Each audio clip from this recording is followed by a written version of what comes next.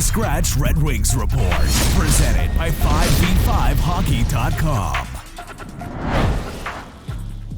Yo, welcome back to the Healthy Scratch Red Wings Report. It's Buschy with you once again. If you enjoyed today's video, please like, comment, and subscribe for more Red Wings content. Oh, what do we do? It's been 2 weeks since we've signed this guy. And guys, I really gotta tell you, I didn't see any of what has been happening in the past 2 weeks coming. The Red Wings were in a point where we were second in the Atlantic Division. Things were humming along nicely. We're adding Patrick Kane. Everything has fallen apart. You remember at the beginning of the year when they were 5-1 and it was so exciting to watch these guys play. Like the forecheck was awesome. They were scoring at will. The power play was awesome. The goaltending was good.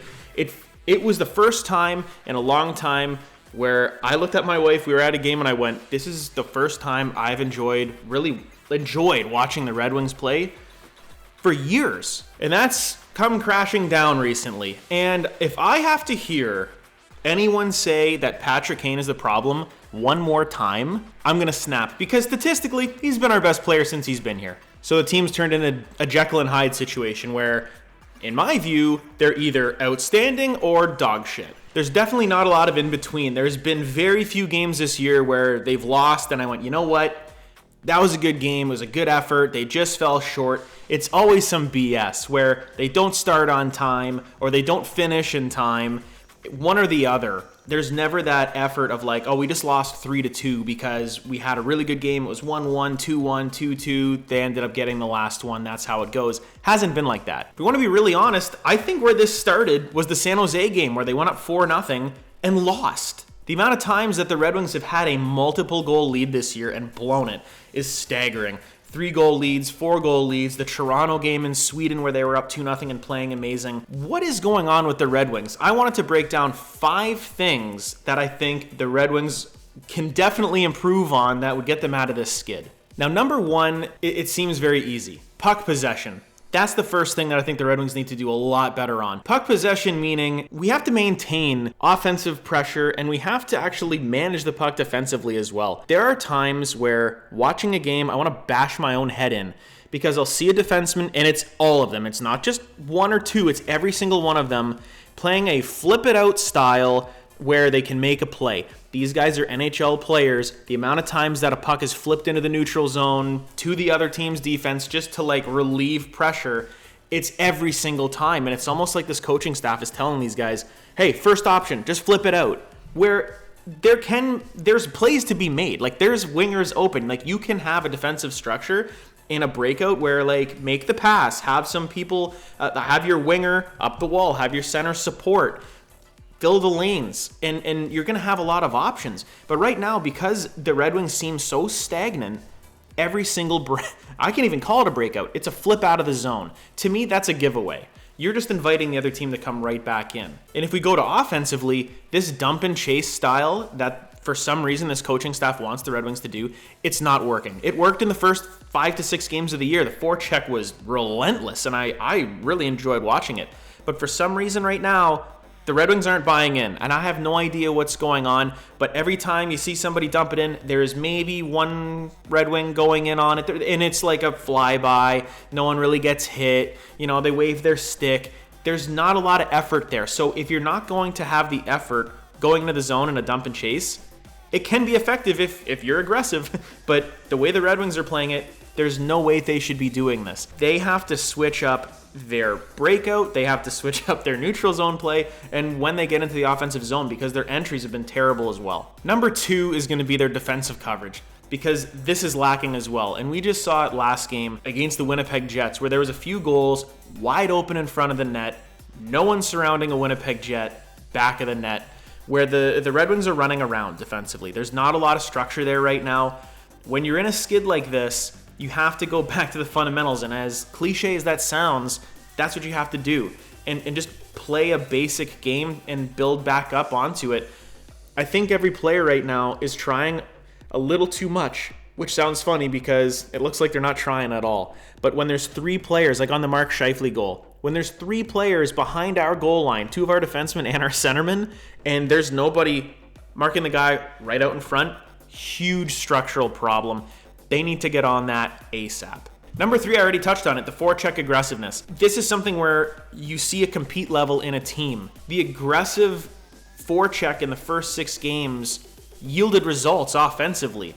Getting puck retrievals, forcing turnovers from the opposition team, which then allows you to have more offensive capability to try to score as well. The more pressure you're putting on these guys, the better. And right now, there's no pressure. That's something that needs to be changed, and that I think right now is on Alex Tanguay, basically working on the forwards to go, hey, we need to change something up to get a little bit of momentum going. And there is such thing as a good dump in. Like, you can flip the puck, get it into the corner, time it so your other winger's going in there, flying in, big hit, be physical with the defense, make them think. Let them hear the footsteps, because that's where mistakes get made on the defensive side, and you can see it happening to the Red Wings in their own end. When there's an aggressive forecheck, it's panic city.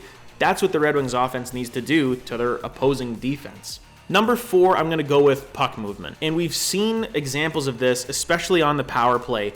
I was at the Anaheim game.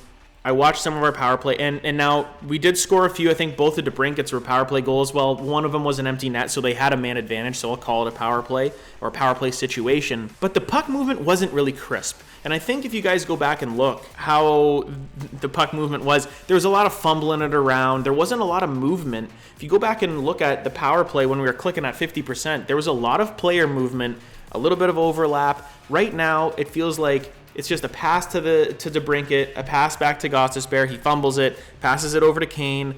Kane's looking for somebody to move around. Everyone's just standing still. There's no movement. A player like Kane needs people moving around for the creativity, open up the lanes, right?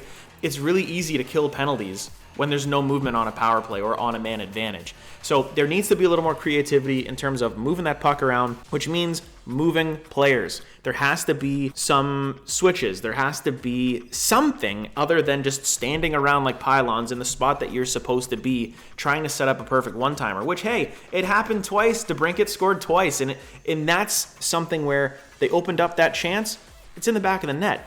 And if the players are moving more, they're going to see more of those opportunities. And even just 5-on-5, this dump and chase does not allow for any type of creativity. And with the forwards that we have, there are talented players on this team like Larkin, Raymond, Kane, DeBrincat, Comfer. Like, you can go down the list, even Robbie Fabry, like David Perron. All these guys have some hands. They got the smarts. They have some speed. They can create for themselves, but I don't know if this is a thing where it's coaching, where it's like you're in a rigid system.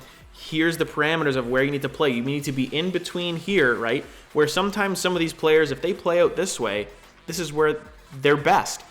If you take Pavel Datsyuk and try to strictly make him, this type of player, you're not going to see the Pavel Datsyuk that we saw his whole career. You need to unleash these guys a little bit and allow them to create. And number 5 is very obvious. It's goaltending.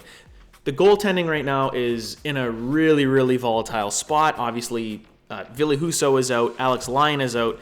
We are rocking with James Reimer and Michael Hutchinson, and that does not sound good to me. If that's the situation, if you told me at the beginning of the year, I'd say, put a fork in us, we're done. Ville Husso has not been that good this year. He's had his moments, okay? Statistically, not so much. With a goalie like this, we talked about this in his player profile in the offseason. He is very good on high danger chances, very poor on low danger. So shots from the point, shots from the perimeter, fluffy ones that you should stop. But he'll make the miraculous save from time to time, and that's why we all love him. But I really hope that he bounces back, because I'm starting to lose a little bit of faith in Ville Husso. So hopefully he gets through this injury, comes back even better. Alex Lyon has been very, very good for the Red Wings in terms of he started as the third goalie. So putting him in, letting him play, now he's hurt too. So now that's your top 2 guys. We got James Reimer in here, and I have a love-hate relationship with him. I mean, the Ottawa game where he ducked under the puck, I don't understand what's going on. And he did it a few times in the Anaheim game when he came in, where his reaction is like, "Oh, I got to duck." It's like, dude, you're a goalie. You let it hit you, right? You got to be a little bit nuts. Let it hit you in the head. So the goaltending has to get better. But the team defense is a big part of the goaltending. When I see people online talking about how bad the goalies are, and I'm guilty of doing it too, you have to remember that some of these chances and some of the defensive structure doesn't really allow these goalies to be really that successful, because are they like elite goaltenders? No. Are they going to, steal you a game once in a while? Maybe. I'm not counting on any of these guys stealing a game. But when the defense isn't structured enough, they're giving up these chances like the Scheifele goal the other night. What's a goaltender got to do? Like, Reimer can't do anything there. Like, that's not his fault. That's on the defense. But it's 5 goals against, so it looks really bad, right? So goaltending needs to be better, but the whole team as a whole, everything has been really bad. When we talk about Jekyll and Hyde, I'm hoping that we flip right back to where we were before, because we know they can do it. And we need the elite players like Larkin, DeBrincat, Kane to lead the way. The defensive pairings probably need to be switched up a little bit, and I think they are for the game against the Flyers tonight. We're going to see Mo Seider with Shane Gostisbehere. That's an interesting switch. Let's try it out, because Jake Wallman has been putrid lately. I don't think any of the defensemen have been very good, to be honest with you. I mean, Oli Mata's been solid if he plays. Like, Justin Hall hasn't really done a whole lot. Statistically, Ben Sherratt and Jeff Petrie are our best D pair. Figure that one out. I mean, the eye test, Ben Sherratt has been playing very well this year, and I will give him credit because I give him a lot of shit. But, and then Jeff Petrie scored his first goal as a Red Wing the other night, just absolute laser beam. I was at the game, I was like, you gotta be kidding me. Jeff Petrie, come on, man. Something needs to change. I don't know if it's call-ups. Do we get Simon Edvinsson in here? I'm not sure why Jonathan Berggren isn't regular right now, because he's been playing very well in Grand Rapids, and whenever he comes to Detroit, he plays well. You know, there's a trade freeze, there's a roster freeze until after Christmas, so there's going to be no moves right now. It's up to the guys in the dressing room and the coaching staff as well. If there's one message to the coaching staff, something has to change drastically. You have to change your tactics based on what teams are doing to you, because maybe the book is out on the Red Wings. We know how to play them, because if we do XYZ, we win. We shut them down. We figured out what they do. Well, a really good coaching staff will go, all right, we need to counter what they're countering. Like, that's the chess game with coaching in any type of professional sport. So what do you guys think? Do you think it's doom and gloom time? Are you still thinking that the Red Wings are going to get into a playoff spot? Do you think they'll turn it around? I think they will. They have too much talent to keep going on this skid. It's obviously not Patrick Kane's fault. I've really liked the way he's been playing and what he's adding to the team. Playing on the top line tonight with Larkin and DeBrincat. So, that's the lineup we wanted to see. It's the first time we're going to see it. And hopefully Larkin is feeling a lot better. He didn't really look too good the few games that he got back from that injury. So hopefully he's still getting better, because he's our leader, and I think he's the guy that's going to have to set the tone. And we'll play a little more physical. Hopefully get after the Flyers tonight. Get off the schneid. We don't really usually do that good in Philly, but if there's anywhere that we got to snap it, it's got to be tonight. So fix the structure, fix the effort, fix the aggressiveness, fix the goaltending, fix the coaching. That's it. If you guys enjoyed today's video, please like and subscribe. I got 2 more until we get to 1,000, so please subscribe. I'll see you in the next one.